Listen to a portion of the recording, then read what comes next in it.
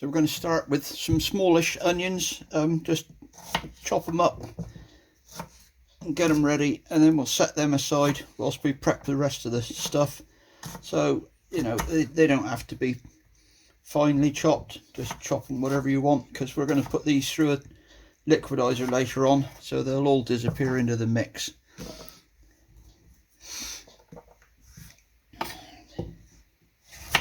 And can't you ever tell these are English onions?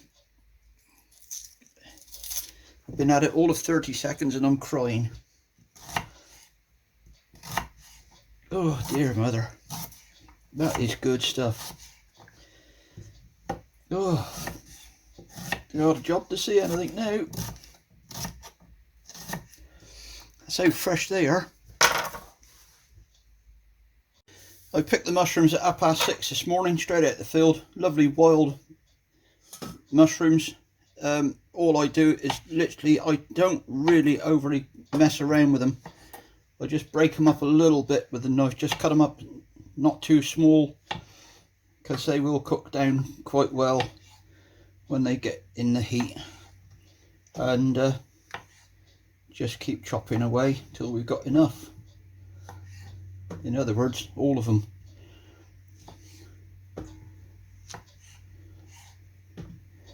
We're not worried about how well they look. You don't have to have the best. In actual fact, mushrooms that have been hanging around for a few days make a better soup than fresh ones, to be honest. You get more flavour out of them, you get more colour. So I'll crack on with these and we'll come back later on. I have actually just come to the conclusion that as these are all going in the soup, it don't really matter how you bust them up. Just bust them up, and doing them with your fingers and just breaking them up gently like that actually works better than anything. So this will make life a lot quicker than messing around with that knife, and all you got to do with the stems is give them a squeeze so they fall apart. And they'll cook nice and easy. Just bust them up. There you go. Don't need a knife. So we'll do the rest of them like that.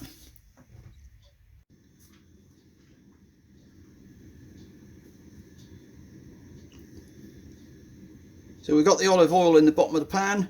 Nice big pan. Put in the diced onions, waiting for that to come up to temperature now. And when they come up to start frying down, I shall put the lid on and let the onions cook until they're just starting to catch on the edges, to get some full flavour into it. So we'll come back in a minute. Oil's up to temperature now, onions are starting to cook nicely. I'm never too worried about having too much olive oil. I can always drain some off in a minute if I want to, and it'll still get used for something else. It'll just be have some onion flavour in it, in the olive oil, which is quite nice actually. But you can get away with just a little bit of olive oil. I like to bang it in there.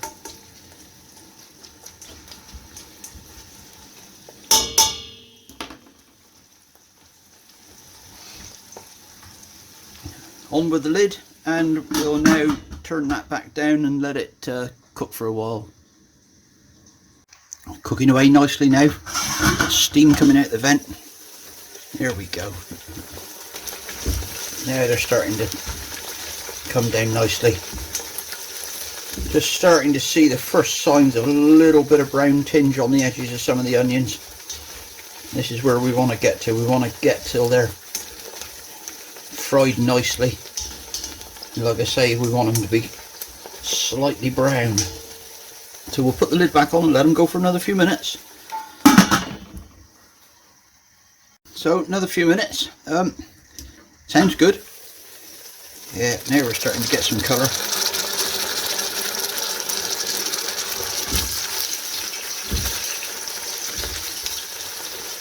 Nearly there.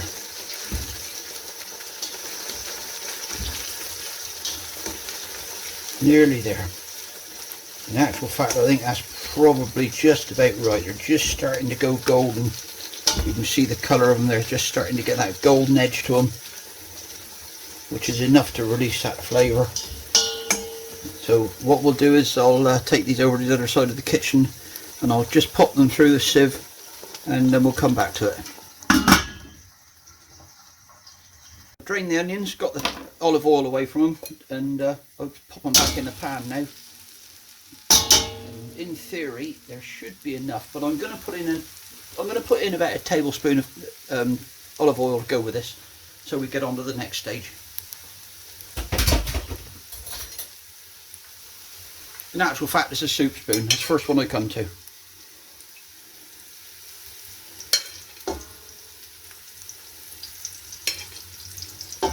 So there you go, reduced it down. So we've got 3 spoonfuls of olive oil in there.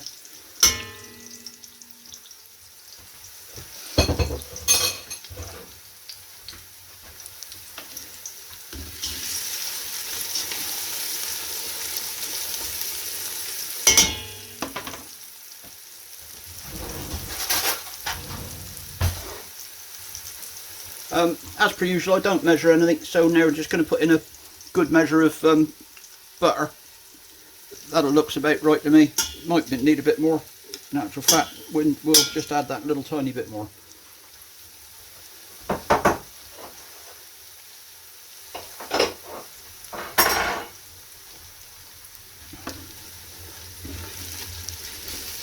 Lovely.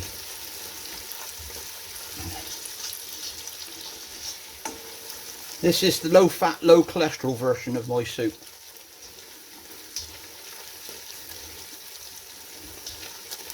Wonderful stuff. That's the butter absolutely melted in now. The onions are coming nice colour now. And then we'll put the mushrooms in.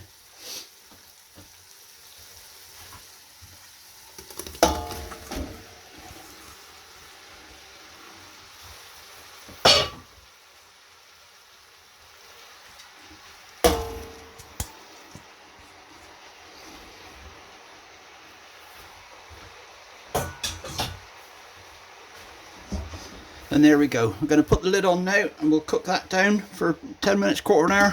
an hour. And obviously in between I shall have to have a good stir, make sure it's all working around the flavours and not getting stuck anywhere and burnt. Back to it. Sounds like it's getting there. We'll have a look now. There we go. Now the moisture's getting released from the mushrooms. And there it's starting to smell gorgeous.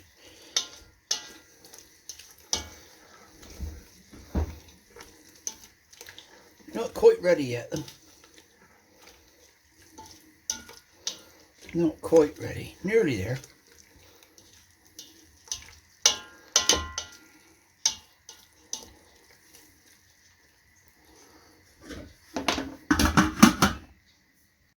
Time to start adding some flavours. I love black pepper, so I don't bother counting how many grinds. I just keep going till I get fed up.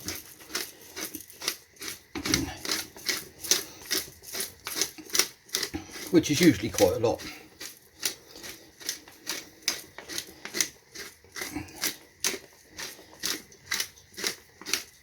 I think that'll do. Might need some more. We can do that later on. No fresh basil again today. The stuff in the greenhouse ain't very good, so I'm going to have to use dried basil. And with that in mind, we have a good handful like that.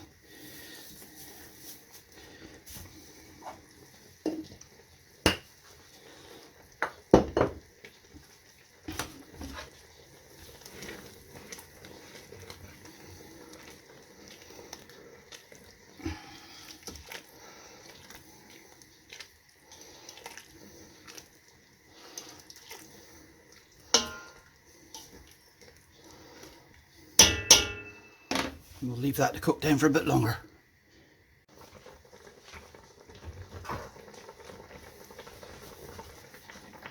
Eight cloves of garlic, finely chopped. Not fine at all, just chuck them in.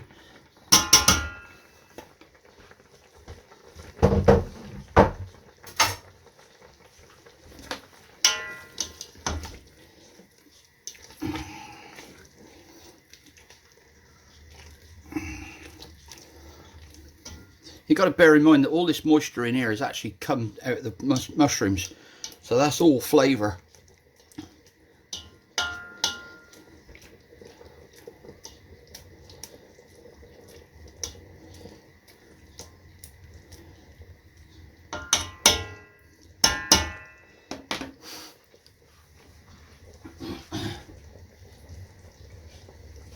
We'll leave that for a few more minutes. This bit isn't compulsory, but I find it does add to it. It's just a veggie oxo. Raises the flavours a little bit. Works in so many nice little ways.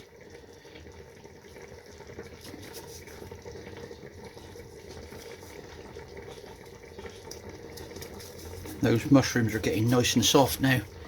It'll soon be time to take them out.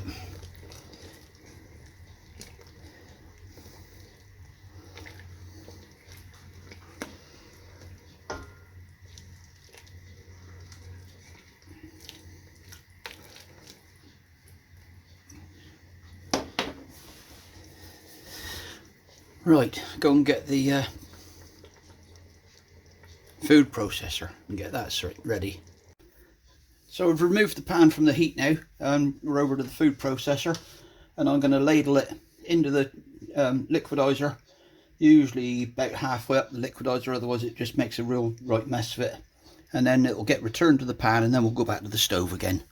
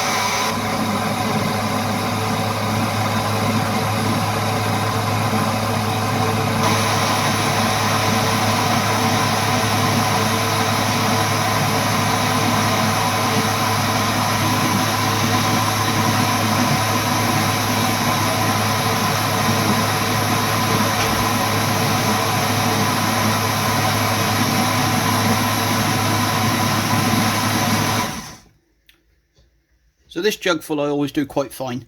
The next one I won't do it quite so fine, so when you actually have the soup you have got bits of mushroom in it. This is purely for the flavour side of life. So this is the second lot. Again, this is, like I said, it's just going to be literally, that's about enough. Then you've got a few little lumps of mushroom when you make the soup. So now we're going back to the pan on the gas stove. Sorry about that, the phone decided to turn itself off. I thought I was recording and I wasn't. So what I've done is I've now added 4 pints of milk, just over a pint of double cream to the saucepan, and now we're going to bring it up, gently bring it up to temperature, because I'd like to get it up to it's just simmering, and then we can have a look at flavours and see if we need to add anything or take anything away. The one thing I will pop in a second is I'll put in a little dash of mushroom soy, because that really does enliven it and brings it right up beautiful, that does. In actual fact, I'll go and find it now.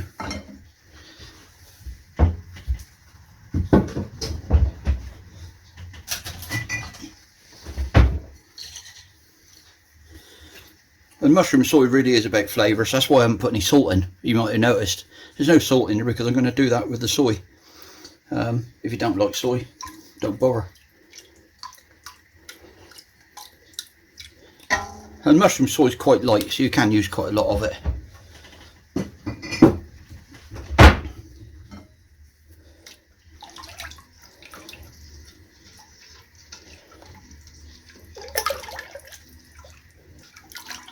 And now we've just got to reduce it down, so we'll be back in a while.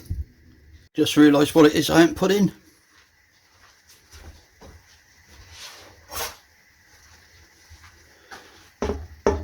180 gram block of really ripe Stilton that was out of date. I've been up to my mate's farm shop this morning up at Street Hex cider farm, and young William said, "There's some cheese in the fridge if you want it, Tim. It's out of date, but it'd be alright for cooking." So that's going to go in, and this is what actually really brightens up my mushroom soups.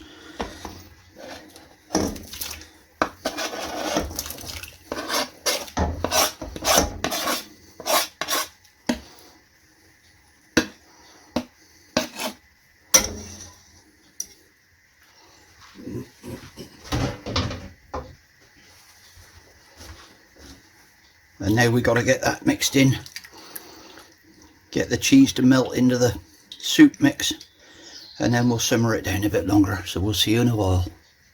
This is the bit I got to get right, otherwise the wife will kill me. She doesn't like things too spicy, but I do. So I'm going to add a little bit of cayenne, and it really is going to be a little tiny bit of cayenne.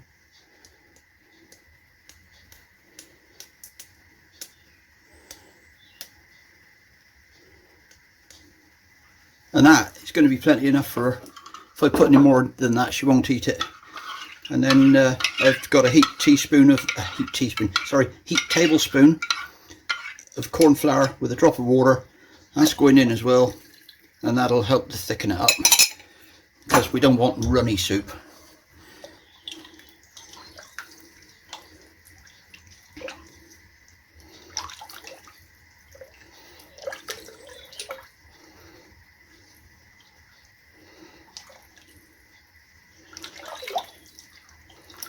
There we go. Now we've got to cook that until it's heated right the way through and thickened up a little bit. And that is virtually it. That is how I make my wild mushroom and Stilton soup. Hope you enjoyed the little video. If you did, please consider subscribing, liking, following, whatever you like to do. If you don't like it, don't worry me. Just hope I can help. To be honest with you, all of this cost me virtually nothing. The mushrooms didn't cost anything. The milk and the cream was on offer in the supermarket, so I grabbed that. I think that cost me all of about £1.50 for the milk and the cream. Have a hunt round. You can find stuff cheap enough to put in here.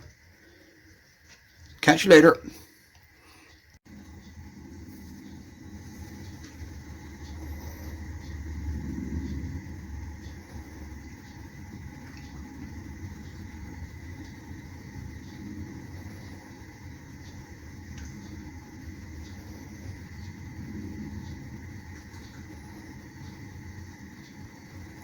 It looks almost good enough to eat, doesn't it? And it's low fat, low cholesterol, good for your heart, good for your lungs, good for your life. It will make me smile every time I eat a bowl of it.